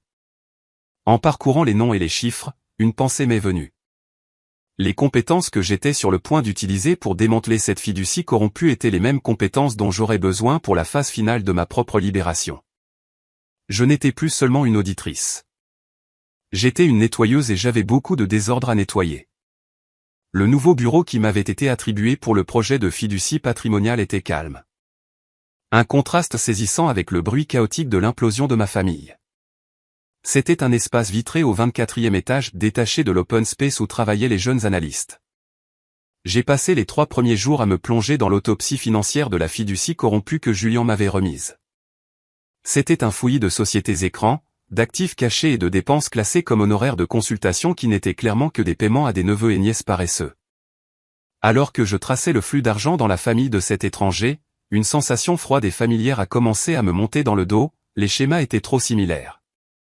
Le sentiment de droit, le transfert de dette, l'utilisation du crédit d'un membre de la famille pour financer le mode de vie d'un autre. J'ai fait une pause, mes doigts planant au-dessus du clavier. J'avais coupé les ponts financiers avec mes parents. Oui, j'avais arrêté l'hémorragie, mais je n'avais jamais fait un audit approfondi de l'historique de leur accès à mon identité. J'avais toujours simplement supposé que parce que je payais les factures, je connaissais les totaux. Mais en comptabilité judiciaire, le danger n'est pas dans les chiffres que l'on voit. Il est dans les chiffres manquants. J'ai réduit la fenêtre du fichier du fonds fiduciaire et j'ai ouvert une fenêtre de navigateur sécurisée. J'avais toujours les identifiants de connexion administratifs pour le service de surveillance de crédit que j'avais forcé mon père à souscrire il y a 5 ans, à l'époque où j'essayais de l'aider à reconstruire son score afin qu'il puisse refinancer la maison. Il avait probablement oublié le mot de passe ou même que le service existait, mais pas moi. J'ai tapé les identifiants. Le tableau de bord s'est chargé. À première vue, tout semblait standard, utilisation élevée, paiement en retard apparaissant sur la chronologie récente correspondant à ma démission en tant que leur banquière. Mais ensuite, j'ai cliqué sur l'onglet intitulé « Demande et interrogations approfondies ». Il y avait une demande d'une institution de prêt de taille moyenne appelée Providence Capital datée d'il y a 3 semaines. C'était avant la fête de remise des diplômes, avant les retombées. Mon cœur battait la chamade. Une interrogation approfondie signifiait que quelqu'un avait demandé un crédit, mais le crédit de mes parents était ruiné. Aucun prêteur réputé ne les toucherait sans un co-signataire. J'ai cliqué sur les détails. La demande concernait un prêt personnel de consolidation de 50 000 $. Le demandeur principal était Richard Alexander. Le statut était « en attente de vérification du co-signataire ». J'ai figé. Je n'avais rien co-signé. J'ai creusé plus loin. En remontant la piste numérique. J'ai accédé à l'archive email que j'avais sauvegardée avant de couper les ponts. Le compte email familial partagé que ma mère utilisait pour les factures, que j'avais géré. J'ai cherché « Providence ». Il y avait un brouillon de mail dans le dossier, envoyé, daté de 2 jours avant la fête. Il était adressé à un agent de prêt. Cher Monsieur Cavanaugh, veuillez trouver ci-joint la demande préliminaire. Ma fille, Amber Alexander, a accepté verbalement d'agir en tant que garante de cette restructuration. Elle est actuellement en voyage d'affaires, mais fournira sa signature numérique à son retour. Veuillez traiter les documents afin que nous puissions accélérer les fonds. J'ai senti le sang se vider de mon visage. Ils ne m'avaient pas seulement utilisé comme un guichet automatique. Ils utilisaient activement mon nom pour obtenir une dette dont je ne savais rien. Ils étaient allés dans une banque, ou du moins une banque numérique, et avaient menti. Ils affirmaient que j'avais accepté de supporter 50 000 $ de leur mauvaise décision. Ce n'était plus seulement une pression familiale. C'était de la fraude. Je ne les ai pas appelés. Je n'ai pas crié.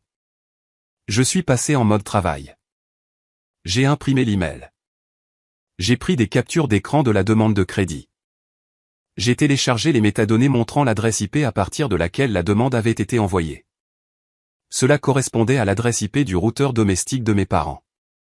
Celui que je venais d'arrêter de payer. J'avais besoin d'un deuxième avis. J'avais besoin de m'assurer que je n'interprétais pas mal une tentative désespérée et maladroite de refinancement comme une intention criminelle.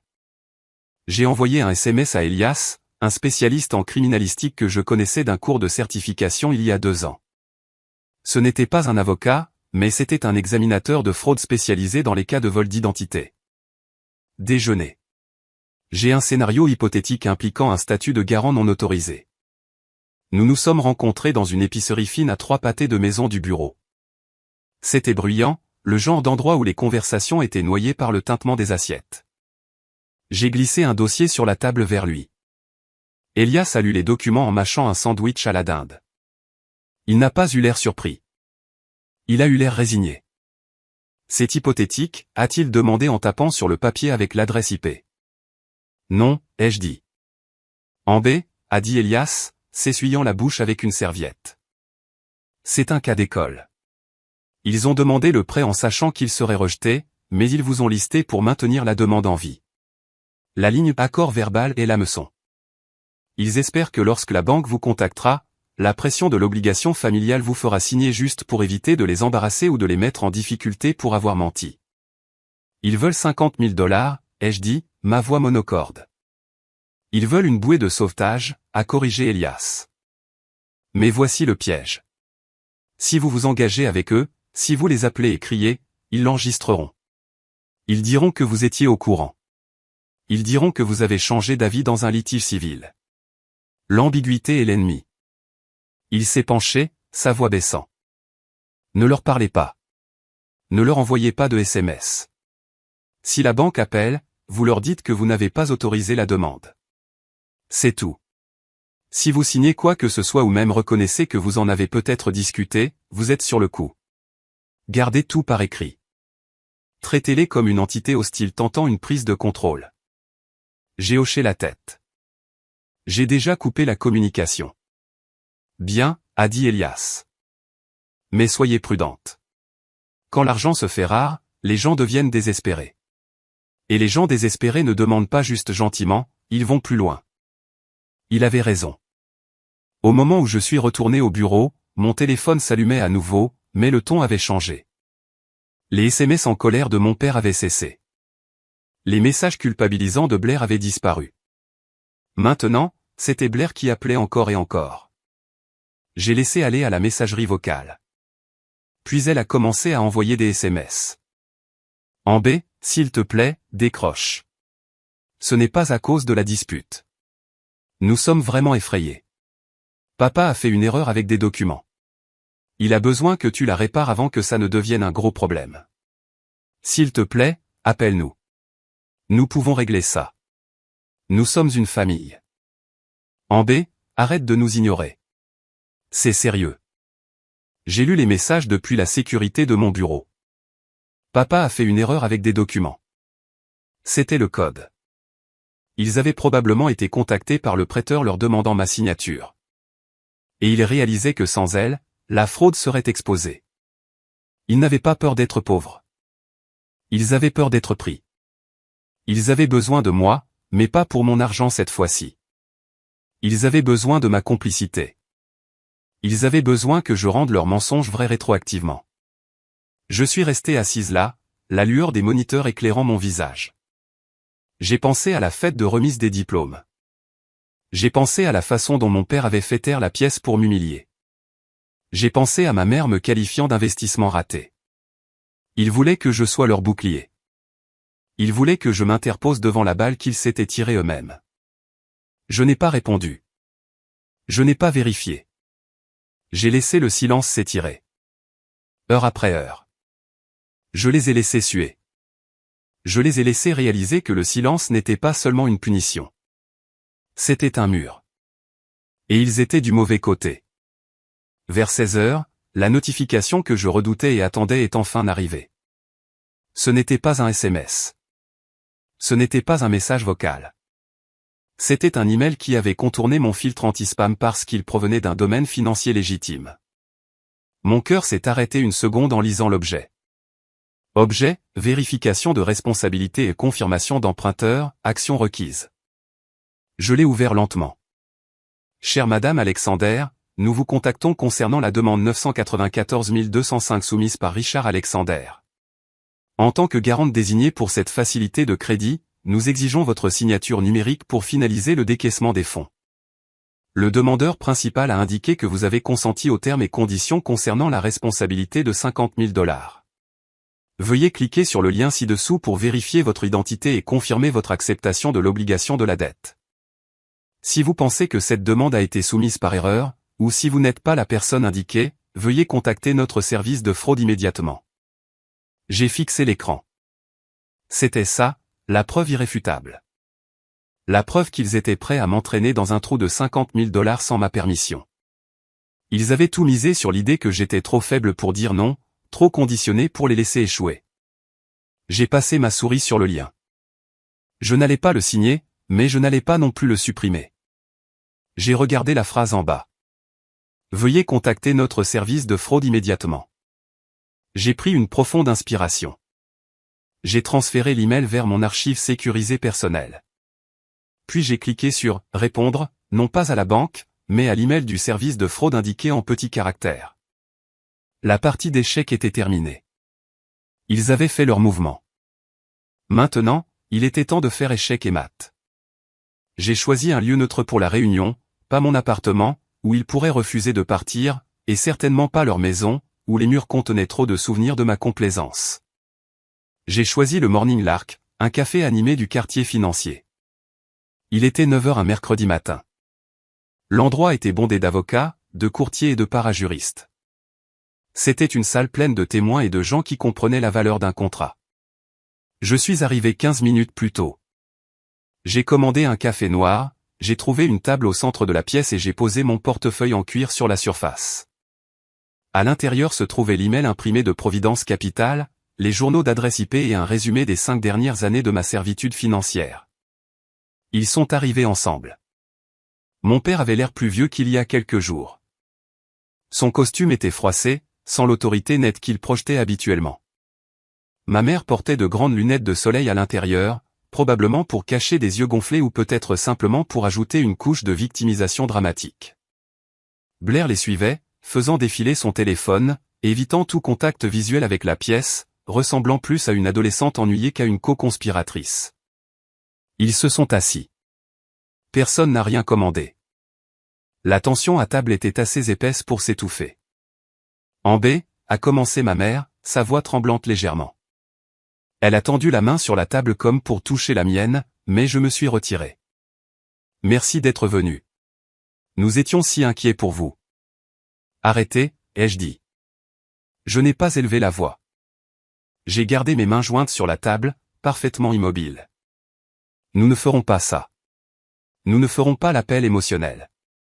Nous sommes ici pour parler affaires. Mon père s'est raidi, sa mâchoire serrée. Affaires ? Nous sommes vos parents. Vous ne pouvez pas nous traiter comme des clients. Vous m'avez renié, lui ai-je rappelé, ma voix monocorde.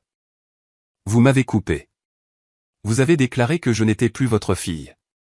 Alors nous sommes des étrangers négociant un conflit. Ce sont les conditions. Si vous criez, je pars. Si vous mentez, je pars. Si vous essayez de me faire culpabiliser, la réunion se termine. Ils ont échangé des regards. La dynamique du pouvoir avait changé si violemment. Ils luttaient pour retrouver leur marque. Ils étaient habitués à Ambé le paillasson, pas à Ambé l'auditrice. Bien, a grogné mon père. Il a ajusté sa cravate, essayant de retrouver un semblant de dignité. Nous voulons éclaircir les choses. Nous admettons que les choses se sont envenimées à la fête. Nous avons dit des choses, vous avez dit des choses. C'était une nuit stressante. Nous sommes prêts à laisser tout ça derrière nous. J'ai dit des faits, ai-je dit. Vous avez prononcé des insultes. Il y a une différence. Nous avons été blessés, a interrompu ma mère, abaissant ses lunettes de soleil pour révéler un maquillage parfaitement appliqué. Vous nous avez humiliés devant nos amis, mais nous sommes prêts à pardonner ça. Nous voulons aller de l'avant. Nous sommes une famille. Me pardonner? J'ai presque ri. C'est généreux. Mais je ne suis pas venu ici pour des excuses. Je suis venu ici pour une explication. J'ai ouvert le portefeuille. J'ai sorti une seule feuille de papier, la capture d'écran du statut de la demande de prêt. Je l'ai glissée sur la table, face visible. Providence Capitale, ai-je dit. Demande numéro 994 205. 50 000 $. Statut, en attente de garant. Signature. Le visage de mon père est devenu pâle. Il a tendu la main vers le papier, mais j'ai posé ma main dessus, le maintenant sur la table. Pourquoi mon nom figure-t-il sur cette demande, Richard? Il a léché ses lèvres, ses yeux fuyant sur le côté. C'est un malentendu, une erreur bancaire. Je leur ai dit de vous inscrire comme référence, juste une référence de caractère, et ils ont dû cliquer sur la mauvaise case du formulaire. Une référence ne nécessite pas de signature numérique pour la responsabilité, ai-je dit. Et l'email dit que j'ai accepté verbalement. Leur avez-vous dit que j'avais accepté? Nous avions besoin de liquidité, a-t-il claqué, abandonnant le prétexte de l'erreur administrative. Entre l'entreprise et les investissements, les choses sont difficiles en ce moment. C'est juste un prêt relais juste pour un mois ou deux. Nous avons juste besoin de maintenir les comptes à flot. Il n'y a pas d'investissement, ai-je dit doucement. J'ai vu les comptes. J'ai payé les factures pendant 5 ans. Il n'y a pas d'entreprise. Il n'y a que des dépenses. Il n'y a que de la consommation. Tu ne sais pas tout, a-t-il sifflé, se penchant, sa voix tombant à un murmure désespéré. Nous avons des actifs. Nous ne pouvons juste pas y accéder en ce moment sans un co-signataire à cause du problème de score de crédit, ce qui est en partie ta faute, d'ailleurs, pour avoir annulé la carte si brusquement. Ma faute? Je l'ai regardé incrédule. Vous avez commis une fraude à l'identité parce que j'ai arrêté de payer vos factures. Ce n'est pas une fraude, a crié ma mère, attirant l'attention de la table voisine. Elle a baissé la voix immédiatement. C'est la famille qui aide la famille. C'est ce que nous faisons. Nous nous aidons mutuellement. Vous avez un bon crédit. Nous vous avons donné ce départ. C'est le moins que vous puissiez faire. Je vous ai aidé pendant 5 ans, ai-je dit. J'ai payé 200 000 $ en 5 ans. C'est des maths. J'ai vérifié. J'ai sorti le deuxième document, le grand livre principal. J'ai feuilleté les pages, les laissant voir les colonnes d'encre rouge. Voici l'historique des paiements hypothécaires. Voici le bail de voiture. Voici l'adhésion au club de golf. Voici les frais de scolarité pour les voyages de réseautage de Blair à New York. Blair a levé les yeux, son visage rougissant. Je ne t'ai pas demandé de payer pour cela. Tu ne m'as pas arrêté, ai-je dit. Tu as passé la carte. Tu as posté les photos. Tu as vécu la vie. Tu es complice. J'ai regardé mon père. J'ai payé mes cotisations. J'ai payé pour mon éducation 10 fois. Alors pourquoi essayez-vous de m'enchaîner à 50 000 $ de plus? Mon père a claqué sa main sur la table, un bruit sourd contre le bois. Parce que nous en avons besoin, d'accord? C'est ce que tu veux entendre? Nous nous noyons.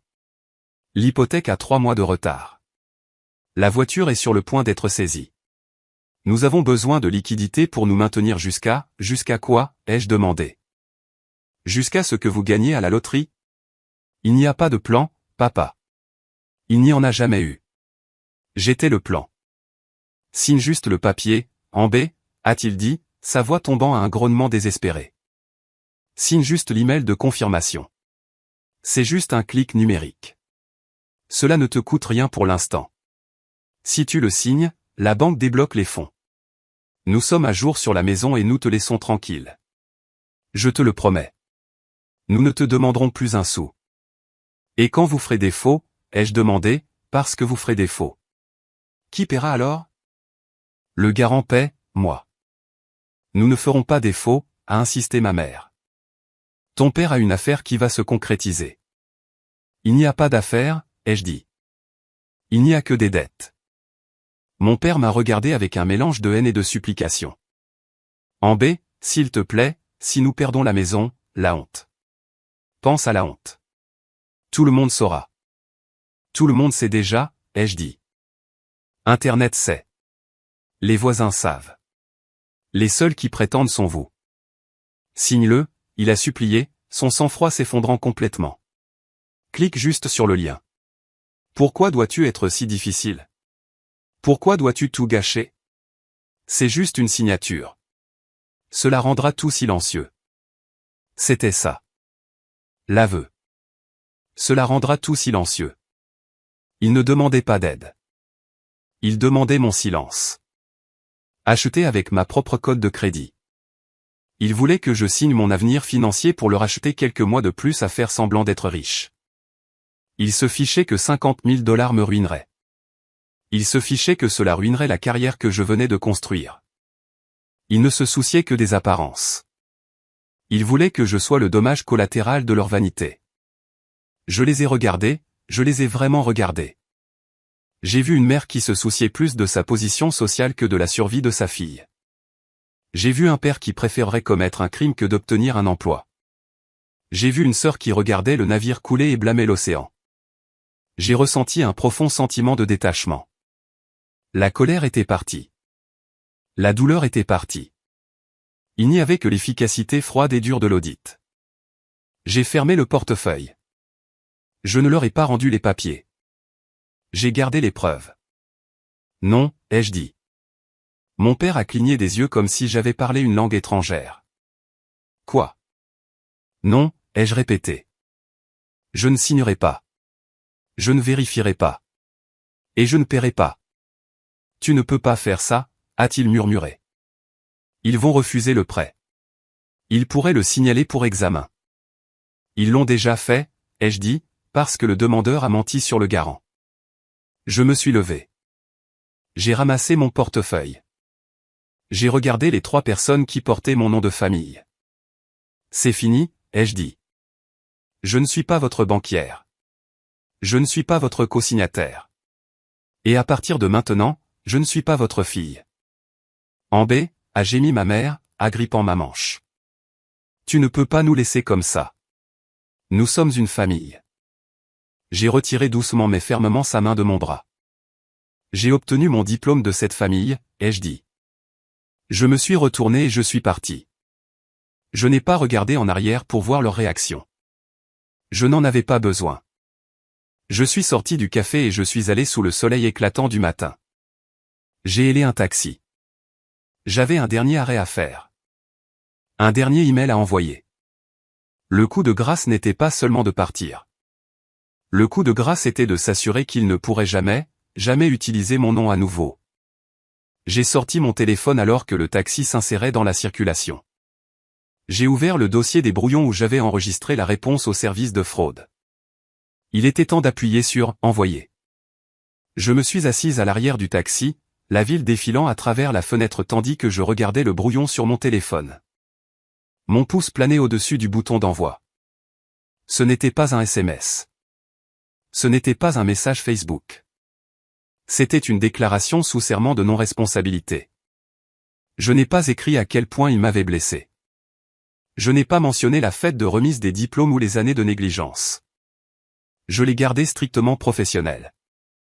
J'ai écrit que moi, Ambé Alexander, n'avais absolument aucune connaissance de la demande soumise à Providence Capital. J'ai clairement indiqué que je n'avais pas verbalement accepté d'être garante. J'ai joint les journaux IP montrant que la demande avait été soumise depuis une résidence où je ne vivais pas. J'ai joint une copie de mon bail et de mes factures de services publics pour prouver mon adresse distincte. J'ai utilisé des expressions comme « utilisation non autorisée de données personnelles » et « fausse déclaration frauduleuse ». C'était froid. C'était factuel. C'était à toute épreuve. J'ai appuyé sur « Envoyer ». L'effet ne fut pas immédiat, mais il fut inévitable. Dans le monde de la finance, la conformité est un engrenage lent qui écrase tout sur son passage une fois qu'il se met en marche. Providence Capital a reçu mon email. Leurs algorithmes de fraude se sont activés. Ils n'ont pas seulement refusé le prêt. Ils ont signalé le demandeur. 2 jours plus tard, les dominos ont commencé à tomber car le prêt a été signalé pour fraude potentielle. Providence Capital a partagé ces données avec les bureaux de crédit. C'est une procédure standard pour prévenir le vol d'identité en série. Soudain, le dossier de crédit de mon père, déjà fragile, a été marqué d'un avertissement. La première victime fut la voiture.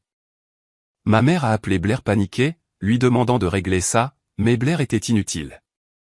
Blair n'avait pas d'historique de crédit, pas de revenus, et maintenant pas de sœur pour payer ses factures.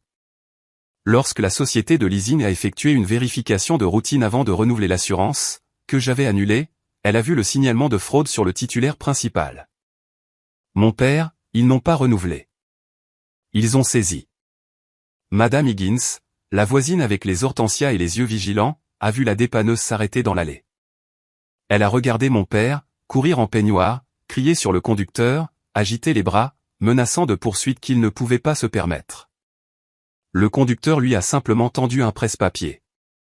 Mon père a refusé de signer. La voiture a été attelée et emportée, laissant des traces de pneus sur le trottoir et une tache permanente sur leur réputation. La nouvelle s'est répandue rapidement dans les banlieues. L'histoire n'était pas que les Alexanders traversaient une période difficile. L'histoire était que les Alexanders étaient des menteurs. Le country club, où mon père avait passé des années à se comporter comme un roi, a discrètement suspendu son adhésion en raison d'irrégularités de facturation. Il n'a pas été banni pour être pauvre. Il a été banni pour être une responsabilité. Il craignait plus que tout de perdre la face. Maintenant, ils avaient tout perdu. Non pas à cause de moi, mais parce que la vérité est une facture qui finit par arriver à échéance. Une semaine plus tard, j'étais assise à mon bureau quand un email est apparu. Il venait de ma mère. L'objet était simplement « s'il vous plaît ». Il était dépourvu des manipulations habituelles, des tentatives de culpabilisation ou des exigences.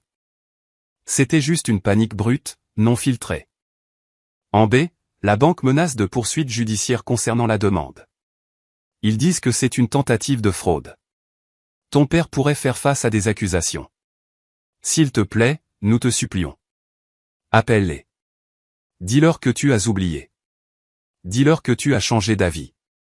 Si tu signes un accord rétroactif, ils abandonneront l'enquête. Nous perdrons la maison sinon. S'il te plaît, nous sommes une famille. J'ai regardé l'écran. J'ai ressenti une douleur fantôme dans ma poitrine. Le fantôme de la petite fille qui voulait juste que sa mère soit heureuse. Mais ensuite, j'ai regardé le dossier sur mon bureau.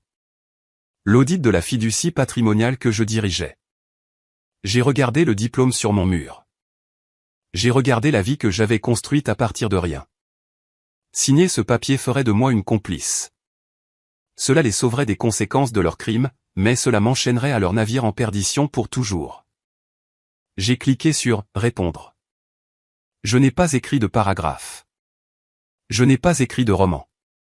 Je ne mentirai pas à une institution fédérale pour couvrir un crime que je n'ai pas commis. La famille est un lien d'amour, pas un bouclier que l'on utilise pour se cacher des conséquences de ses propres actions.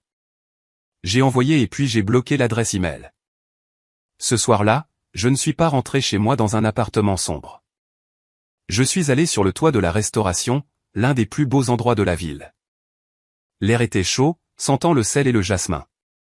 Je n'avais pas loué tout l'endroit. Je n'avais pas invité 100 personnes pour me montrer. J'en avais invité 4.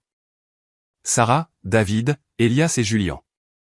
Nous nous sommes assis à une table ronde, les lumières de la ville scintillant en dessous comme des diamants. Il n'y avait pas de tension. Il n'y avait pas de faux sourires. Julien s'est levé, levant un verre de champagne millésimé, une bouteille qu'il avait achetée. Pas moi. Je voudrais proposer un toast, a dit Julien, sa voix chaleureuse et sincère. À Ambé, non seulement pour l'excellent travail sur l'audit de la fiducie patrimoniale, mais aussi pour la nouvelle que je dois partager ce soir, il m'a regardé, radieux. Les partenaires et moi avons eu une réunion ce matin. Nous avons été impressionnés par vos compétences techniques. Oui, mais plus important encore, nous avons été impressionnés par votre intégrité. Dans ce métier, n'importe qui peut compter les chiffres. Mais il faut une force rare pour maintenir une position éthique lorsque la pression est personnelle. Nous vous promouvons au poste d'associé principal en criminalistique. Avec effet immédiat. Vous allez diriger toute l'unité de fraude de la division Sud-Est. Sarah a poussé un cri de joie et m'a serré dans ses bras. David m'a tapé dans le dos. Elias a hoché la tête, levant son verre. Au nettoyeur, a dit Elias avec un sourire.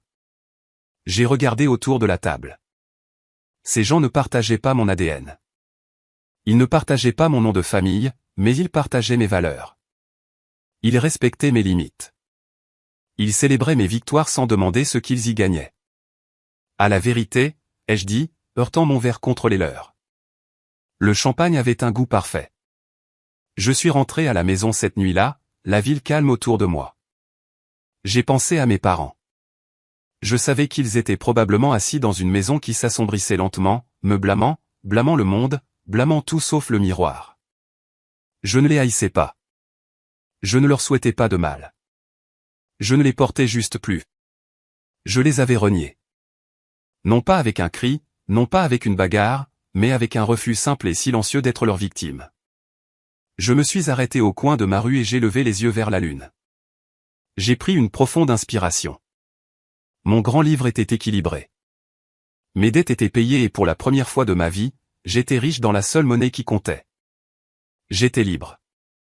Merci beaucoup d'avoir écouté mon histoire. J'aimerais savoir d'où vous écoutez aujourd'hui. Alors, veuillez laisser un commentaire ci-dessous et faites-moi savoir quel pays ou quelle ville vous représentez.